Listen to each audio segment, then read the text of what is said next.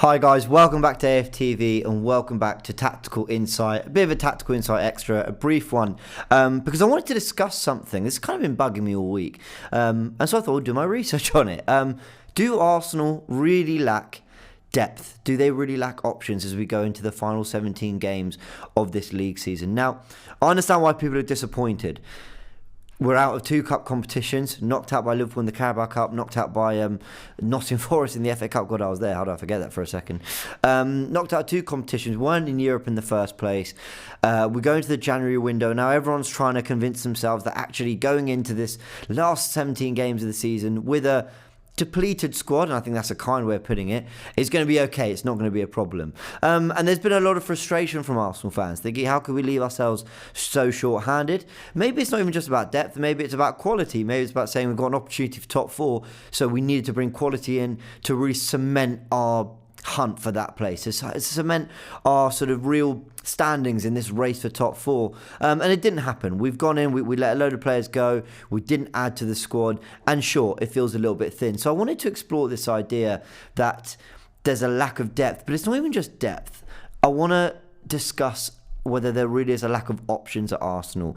And when I say options, I mean in terms of formations, in terms of things Mikel Arteta can do, in terms of ways to affect the game, because there's one thing I can see coming, when we have another performance like Burnley or another disappointing result where, there might be a player or two missing. I can immediately sort of see us saying, well, what's he got to work with? What did Edu left him short-handed, or the Cronkies didn't spend, or, and don't get me wrong, there's going to be moments where they will be legitimate reasons why we've not got something over the line in these coming months, whether it's we should have converted a draw to a win and the quality was lacking, or we had to play a player out of position and that feels frustrating because it leads to drop points. Sure, that's going to happen and I get that, but I want to really explore whether it's true that there's a real lack of depth and options at Arsenal.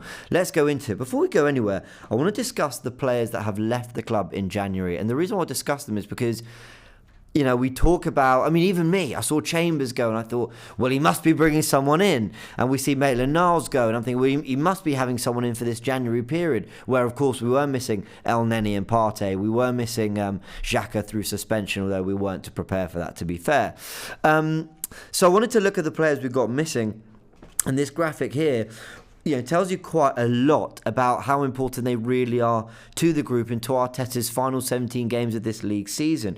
You've got it here. These are the amount of appearances that these five players have made since the Man City defeat, the 5-0 defeat against City at the Etihad. I was there all the way, was it August? Early September? I think it was August. And what a dark day that was.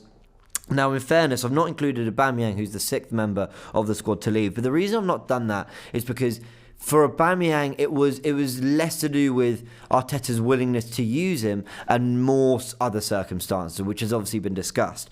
So in terms of five players that he had available at his disposal as well, Pablo Mari, no appearances in the league since the City defeat. Didn't even play in that City defeat, by the way. His last league game was against Chelsea, the 2-0 defeat at the Emirates.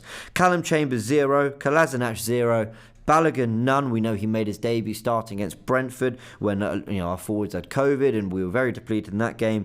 Maitland-Niles, 7 appearances, but I will stress only 2 of them starts for Arsenal since Man City. So here we are up in arms about the players we've let go in the squad. I was complaining about Mari, for example, but in fairness, they weren't being used by Mikel Arteta. They were bloating to the squad. They were just there, kind of, especially with the exit of the cup competitions, especially without European football. There was, and I try to say this as politely as possible, but there's no need for them, at least in Mikel Arteta's eyes anyway. So cool. They've all gone off. Mari's on a loan, Kolasinac is a permanent, Chambers permanent, Balogun, Maitland-Niles on loan as well. And then Pierre-Emerick Aubameyang's gone as well. And the Aubameyang one is the one that hit people the most. It's that sense of, why have we let a striker of his calibre go without replacing them? Frustrating, I get it, but clearly Arteta didn't feel that the option they really wanted for the right price was out on the market. So we've got in short-handed, well, it feels like short-handed for the second half, or let's say 17 games of the season. So I want to discuss Mikel Arteta's core. Who's still here? Why are they important? And why is there still actually quite a bit more to this squad than maybe we're kind of realising. Let's have a little look at this graphic here, which talks about the amount of appearances that the main core Arteta has used, how many appearances they've made in the league this season. I refer to it here. Bukayo Saka more than any other player with 21 appearances. Odegaard, Smith Rowe with 19. Then you've got Gabriel, Ramsdale, Tomiyasu, Lacazette, Partey, all forming part of the core of this current Arsenal side, the side that has got us into the top 4 race. All making 16 to 18 appearances each. Kieran Tierney, who swapped out with Tavares a couple times, didn't come straight back after an injury, has also still made 15 appearances. Lokonga, Martinelli, Tavares, and then Xhaka's the lowest with 10, and we do know he missed those 2 months out. But in terms of other players who are still here, they're not massively used either. Nicola Pepe, only 9 appearances in the league this season. El Neni with 7, Holding 6, Cedric 4, and Eddie Nketiah 4 as well. Now, they're the players that we're talking about as depth, players who could come on from the bench and try have an impact, players who, when there's an injury to Saka or a forward line, they're going to come in. But they've not been having too much game time themselves either. So the reason I'm basing it purely on Premier League football is because we don't have any more cup games. We had a bit of a Carabao Cup run and some players got game time then. We're out of Europe, so all we can really focus on is what we need for the league. And for me, that feels like a core 16, 17 players that are going to play a lot of football, and we've got that there. I mean, I've listed a core 14 players here, and then the likes of Pepe, El Neni, you can imagine them having game time too. Holding might come in if there's suspension or injury for White or Gabriel. So in terms of numbers, it doesn't feel like we're too short, but when you put it like this, and this is where we head over to the tactical pad, I've sort of shown Arsenal's squad depth, and it does feel very bare. Gabriel, I thought Mari was a good understudy to Gabriel, but he is there on his own, the only left centre-back we've got now in the team. Tomiyasu, Cedric as a backup, does that feel quite adequate enough? It's not just about the personnel and the quality, but I think they're very, very different players. Odegaard, I know you could drag Smith Rowe over and put him as the backup number 10, but then you've got Martinelli, Saka and Pepe as the only wingers in the squad. So it does feel like we've got 5 players for 3 positions there behind the striker, and then Lacazette and Nketiah. For all the calls for depth in midfield, we've still got Xhaka, Lokonga, Partey and El Neni to play in those roles. So again, is it about a lack of depth? Is that fair enough? I'm not so sure. I think maybe lack of quality is a different thing. Did we want to bring in a central midfielder who was an upgrade on what we had before? Sure, maybe. Did we want to bring in that striker who could score 15 goals between now and the end of the season, fire us to the top 4? Yeah, absolutely. That's another discussion. But the one I want to keep talking about is depth and options. This is why we're doing this video. And I want to explore why there is depth in different ways. Maybe not necessarily player for player in terms of an understudy to our starting 11, but in terms of options, there absolutely are. Let's have a little look why. Now, if I take all the squad players out of here, we move them all out. There we go. So I've got the 11 that I think most Arsenal fans... we've left Leno. Let's take him out. I've got the 11 that I think Arsenal fans unanimously agree is our best 11. You got Tomiyasu who tucks in to make this back 3 with White and Gabriel. You got Tierney who bombs on. You got Martinelli, Saka holding the width. Odegaard, Xhaka, Partey and Lacazette up front. So the players are there. Now this is when I talk about options, and what really triggered this thought was not only the discussions about depth, but also the lack of changes he made in the Burnley game. Brings on Nketiah for Smith Rowe, and that was the only roll of the dice we saw. And it was frustrating. It was frustrating because sometimes you can have all the right ideas, but football's one of those games where sometimes it just doesn't work. You need to try something else. So I want to start with the first option we got. The big fear everyone has is, okay, Lacazette's done a good job for now, but what if he gets injured? What if he's been bad form? We've seen Lacazette can go through that. What if this isn't the Lacazette at his best and we're expecting him to fire us to top 4? Again, there are options in this team. The first thing I'd do, if we just take Alex Lacazette out the side, is to entertain the idea of Martinelli up front. This is an obvious one. When you've got a player like Emil Smith Rowe, who has been superb for us this season, as pretty much, I don't want to say a bench player, that's hard, but he's not been a regular, especially in our best month in December. he wasn't playing. It was Martinelli holding the left wing position. So to be able to get him in the side, play Martinelli as more of a false nine, very kind of familiar with what Liverpool do with Firmino and Jota, with what Man City do without a recognised number 9. There's the option there to get Martinelli more central and more involved in the game. People love Martinelli. A lot of people are almost suggesting, is he wasted out on the wing on the touchline where there's kind of not less for him to do, but there's less avenues for him to go down. There's less options. He can affect the game less and less. And Arteta likes isolating him against fullbacks. He normally gets the better of them. But can we get Martinelli in more central areas? The other question I'd ask is if you want Martinelli and Smith Rowe to simply fight for that left wing spot as we put them there together, you can look at Nicola Pepe. Now, Pepe is a player who, in my opinion, has struggled at Arsenal, not just because of necessarily what he's giving to the club. I think some of it is down to the positions that the manager has tried to get him into. I'll say two things. Signed under Unai Emery, I think Arsenal were in decline. This club was struggling. He was struggling. New league, new big move, 72 million. Didn't happen for him. He ends last season in terrific form, scoring lots of goals. I remember his goals against Palace. I remember his goals against Brighton. Receiving the ball central and running at goal, running at players, like committing them, scaring them, just sort of getting into areas where you think he can be. In fact, let's show it on the tactical pad here. Getting into these areas here where it terrorises defences, especially when you've got his left foot. Someone who can get into these areas, and he is looking for that strike into the far corner. He is looking to open his body, put it into the far corner. This is an option that might help Bukayo Saka. We know he's often isolated because Tomiyasu doesn't get as high up the pitch to help. He doesn't overlap. He doesn't really underlap too much. He tends to hold his position. Is there a way that we could get Nicola Pepe up front? And would that help Bukayo Saka as well? And this is what I mean when I say there's no lack of options. You don't have to disrupt the team too much, but you could get a player like Pepe up front and see if you can get him in more central areas where playing at Lille, he was much more... I said we saw it at Arsenal. I said we saw it at Arsenal the way it ended last season. But at Lille, he was a player who got into very central areas and scored a lot of goals. Was it 22 league goals? Second behind Mbappe or something? I haven't checked that stat. Let me know in the comment section. But it was something like that. His numbers were terrific.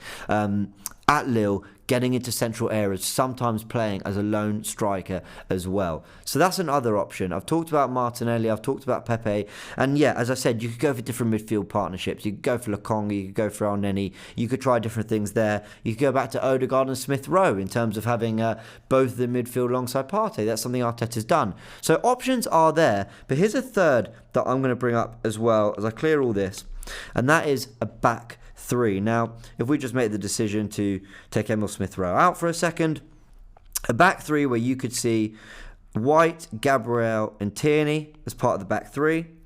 You've got Tomiyasu as the wing back, Partey, Xhaka in midfield, and then you're going to have to sacrifice one of these players. Let's take Odegaard out for a second and put Saka, Martinelli behind. Well, we've got Pepe there. We'll take him out and we'll go for Lacazette. There we go. Lacazette's up front.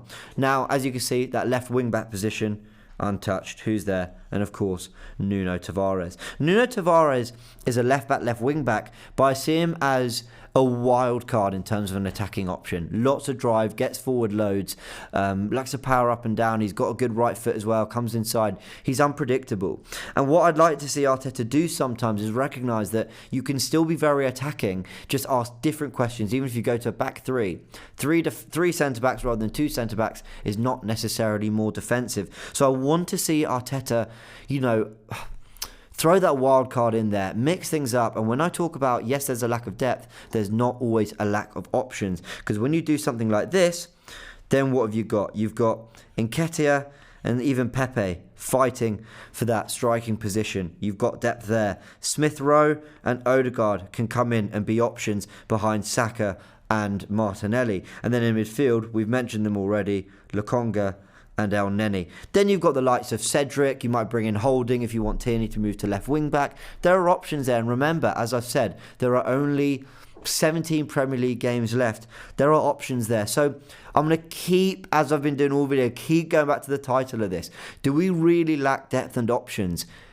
Maybe with depth, I am still inclined to agree. And if you're talking lack of quality, do we lack depth in terms of real sheer brilliance that can come in and do as well as the starting 11? Does Holding come in and do what Ben White does? No, probably not. Tierney Tavares, to be fair, I think we're pretty stocked in that position. But does anyone come in and do what Partey does? No. So I hear that. Maybe depth in terms of that, sure. But there are ways that he can use and manipulate and move the squad around to still be asking different questions, still be unpredictable enough, and still have different options when it comes to approaching these games and not having to basically use the same best 11, the same best 12, 13 players for the rest of the season. There are options there. Now I'm going to end on another thing. Just another factor that's worth considering. Very quickly, I'll show you this graphic here. I'm wondering if these youngsters are ready to shine. I've put in here Omar Rakik, Miguel Aziz, Charlie Patino, Salah-Eddin Oulad-Mahand, Marcelo Flores, Kiddo Taylor-Hart, Amari Hutchinson and Mika Biereth. I want to show the ages there. Sometimes I think we talk about these youngsters and we say, well, they're really young, they're not ready. And almost in your head, you're talking to them like they're 16, 17 or whatever. It's not for me to judge with these players already. I'll hold my hands up. I don't watch the academy. But these are, what have I got? Eight players that they're very excited about in the academy. Like they feel there's a very good future for them at the club. They're ready. They're developing. And at the age of 19 for some of these players, we talk about Holding being the only centre-back. Is Omar Rakik, remember, Tunisian international, is he maybe ready to play? I'll ask that question. Miguel Aziz, sure, the loan at Portsmouth didn't go well, but Coquelin's loan at Charlton didn't go well. And look how he did when he came back. Sometimes these youngsters have to be thrown in the deep end, and with enough quality around them, they float and they actually do really well. Again, I look at Kiddo Taylor-Hart, 19. Amari Hutchinson and Patino. Yes, 18, but remember what Saka was doing. I know Saka's special, don't get me wrong. I'm not trying to put pressure on these youngsters. I'm not trying to say, you've got to be ready now. Absolutely not. That's not how football works. But I would imagine that Arteta and Per Mertesacker, who runs the academy, is asking those questions too. If push comes to shove, if we have a bit of an injury crisis, if we're lacking a bit, can we turn to these players? He didn't roll the dice against Burnley for them, where we did have quite a lot of these youngsters on the bench. Might he as the season goes on? Because the talent's there, and sometimes youngsters can surprise you when you need to call on them, such as Bukayo Saka playing a left back. The guy's a right winger now. Sometimes they step up more than you think they would. So yeah, worth considering whether maybe some of these youngsters are not worth writing off. Maybe they could have a bigger part to play in our season than we think. Guys, that's been a little tactical insight extra. Hope you've enjoyed it. Having a little look at some of the little tactical tweaks Arteta can make to, sure, maybe not improve the depth. There's not a lot you can do about that outside the transfer window, but you can definitely add options and give yourselves more cards to play as the season goes on. We've got our core 14, 15 players, but there's definitely a lot he can do with them. Hope you've enjoyed this, guys. Smash a like on the video if you enjoyed it. More content coming out throughout the week. Don't forget to check out a big super fan debate, top 4 race special coming out early next week as well. Hope you enjoyed your weekend. Subscribe if you haven't yet, and we'll see you soon.